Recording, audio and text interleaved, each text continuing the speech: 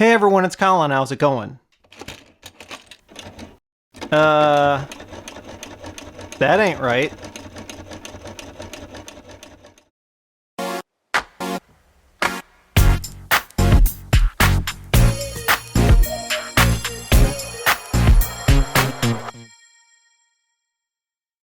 So I wanted to listen to a couple of new mini discs that I recently picked up. These will be the subject of a future video, I think.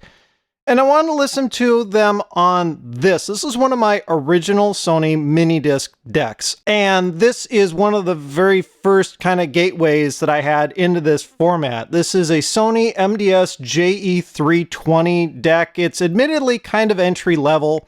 It was released towards the end of 1998. So at the time I'm filming this, it places this unit at a little over 20 years old. And like a lot of humans that are 20 years old, it's decided to become a little bit rebellious and stupid sometimes. Here's what I mean.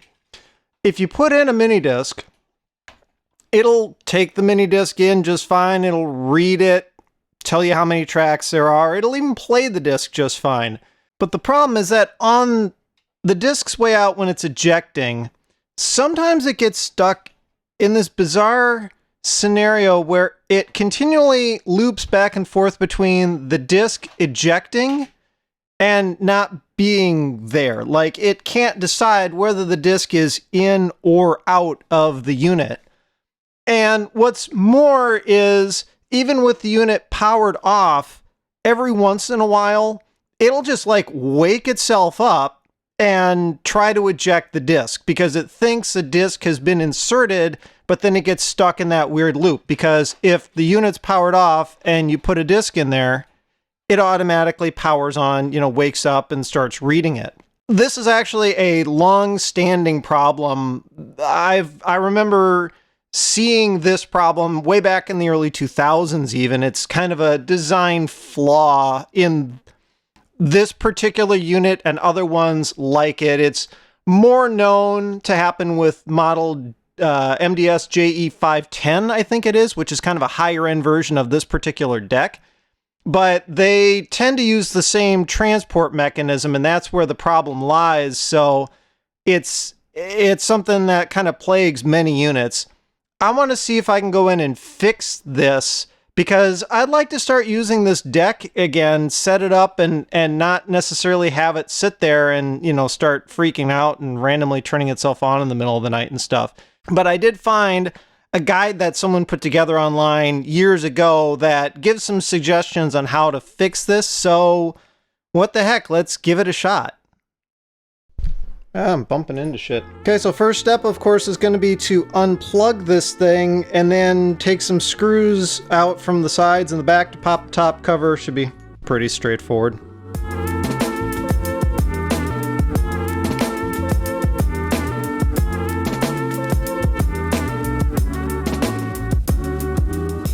Surprisingly empty on the inside, isn't it? Well, here's the transport mechanism. This is what I need to pull out next.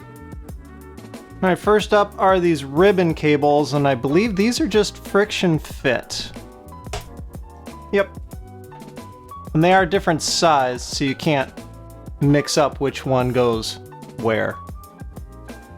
Then we've just got 4 screws around the perimeter, and then this whole mechanism should come out.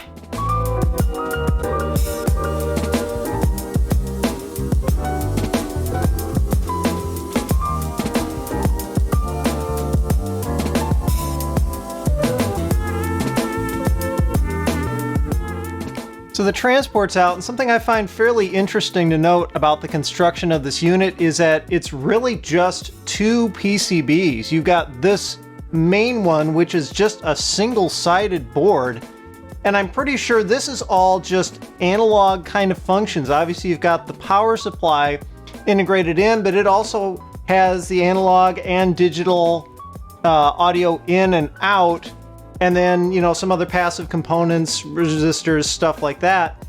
And then all of the digital functions appear to be actually integrated into this PCB behind the front panel. So it's like this is all analog and this is all digital. You'd expect there to be more inside a unit like this. I mean, especially how empty this chassis is. But hey, that just goes to show, you know, by the late 90s, how well Sony and other manufacturers had gotten at just consolidating and condensing down the components necessary for digital audio reproduction. It's really kind of crazy. There's an interesting little note as to how Sony saved some money putting this unit together. They just slapped this main board from the 510 in here. And you can see they just didn't populate some of the components. I've got the optical input, the Toslink optical input jack on there, but it's missing the Toslink optical out and a couple of other components.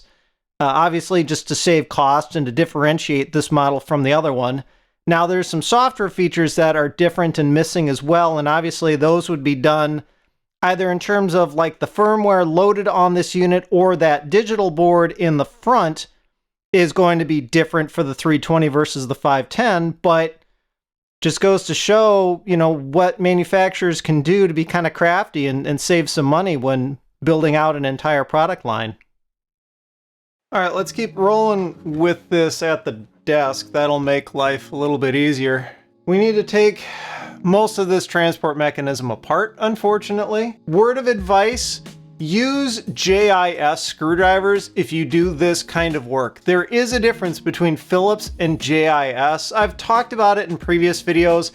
There's actually a really good video that the channel V Westlife came out with that gives a much better illustration as to the difference and how they're interchangeable and how they're not. So I'll include a link to that down in the description if you want to check it out.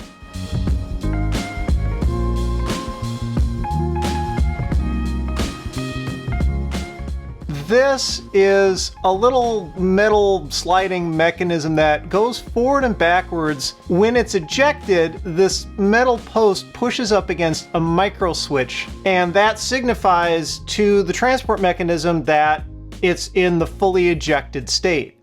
What appears to be the problem with this unit is that over time, with like just wear and use, this mechanism gets just slightly loose and kind of sloppy, and so this metal post doesn't necessarily fully engage the micro switch as much as it needs to. So because it's kind of loose, that micro switch is constantly getting activated and deactivated, and so you end up in that weird looping state. So what we need to do is figure out how to make this be more reliably pressing this micro switch. Unfortunately, I have to do more disassembly to this mechanism in order to be able to fully reach this post to figure out what we got to do. Before I get this thing too fully taken apart, actually, it might be worth just checking out kind of how this mechanism works in general. It's fairly elaborate. Back here, you've got some gearing assemblies, and that only handles inserting and ejecting the disc. It is what they call a power inject, meaning you just put the disc in a little bit and it'll pull the disc in the rest of the way. And of course, it's motorized, you know, spitting the disc back out as well when you hit the eject button. But the transport mechanism is also kind of interesting in how similar it is to compact disc players. MiniDisc wasn't necessarily based on CD technology, but it shares a lot of the same concepts. And as you look in there, you can see a laser assembly because MiniDiscs are optically read, but next to it, that thing is actually an electromagnet. And that's because MiniDiscs are what they call magneto-optical media, meaning they're optically read, but they require the presence of magnetism in order to write and rewrite their data. This thing's also shock mounted in its assembly, which is kind of interesting. It's got these little rubber bumpers. MiniDisc does by default, as part of its standard, have a memory buffer. Same thing with like skip protection on, you know, portable CD players, where it keeps a few seconds of audio in a memory chip before playing it back, so that if you do bump it and the laser loses tracking, it, you know, audio keeps playing seamlessly. That's part of the standard, yet Sony still bothered to put some, you know, a little bit of vibration mitigation in there. I don't know if it's either in case you bump the entire player or if it has to do with more just kind of limiting the amount of vibration from the motor assembly in this unit itself. And you can look under here, a couple of motor assemblies. This is, I believe, the spindle motor. And then this one back here is the inject-eject motor back there. But I need to take out a few more screws and separate this top assembly from the bottom bit so we can reach the part that we need to get at.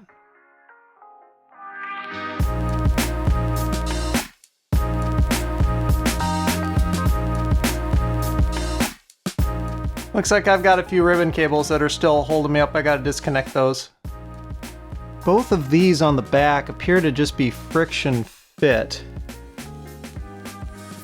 Yeah, that's great, Colin. Just put your hand right in the middle of the shot so nobody can see. There we go. All right, cable's out.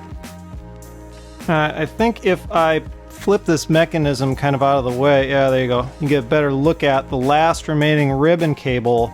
This one, I believe, is what actually carries the digital audio signals, or just the digital signals that the laser assembly is reading, and then, you know, what needs to be written back to the disc. This cable does have a bail on it, it appears. This is going to be tricky to get in there and unlatch.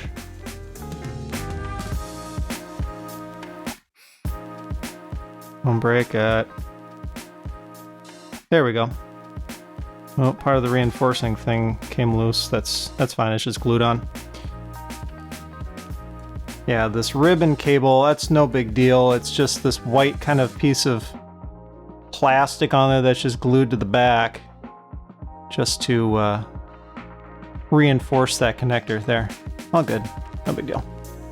What my thinking is, if I can pad out this post, basically make it seem like it's bigger diameter, then that should help engage this micro switch more consistently. The guide that I found online suggests just wrapping this post with electrical tape. I don't really like the idea of that because, as you know, electrical tape tends to turn really nasty gooey as time goes on. So what I'm thinking instead is maybe some heat shrink tubing, but I need to get this thing slid further back so that I can actually, you know, access it, because right now it's pressed up against that switch. Okay, so while we're here, I might as well show you one more interesting thing about how this mechanism works. Obviously, the disc has this shutter on it to protect, you know, the media from fingerprint and dust and stuff. It actually works really well. I really like the form factor for mini discs and how rugged they made them. As you slide the disc in, there's a little latch in here that actually engages with the shutter and pushes it back so that the disc can be, you know, read or written. This also is enough to start making the mechanism slide. I can just press on the disc a little bit. That post is starting to move. That's how I can slide it back to put the heat shrink on it. All right, random electronics bin. Probably the right size. We'll start with that. I don't know how many layers I'm going to need, and I've got various sizes here, so whatever. We'll just add one layer at a time until it looks like it's engaging it properly. Piece of heat shrink on there. Fits nicely. I could use a lighter to shrink the heat shrink, but I don't like doing that because there's risk of melting stuff and starting things on fire. So I'm just going to use the heat gun.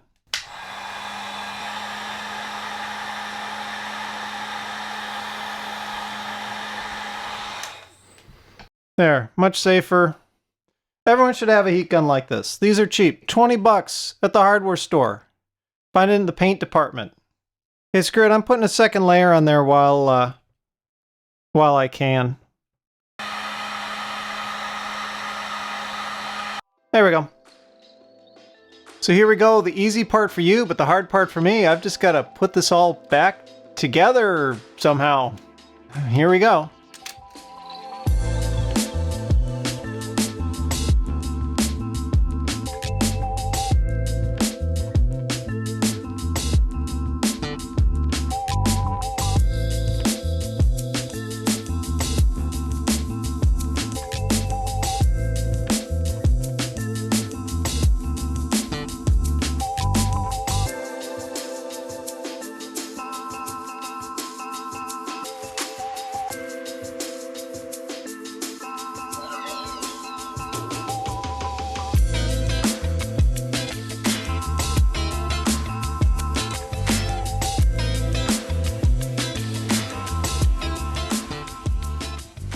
All right, it's back together.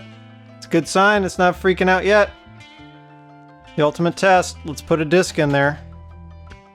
What does it do? It read it, so I didn't break it further. Here we go. Press the eject. What do we do?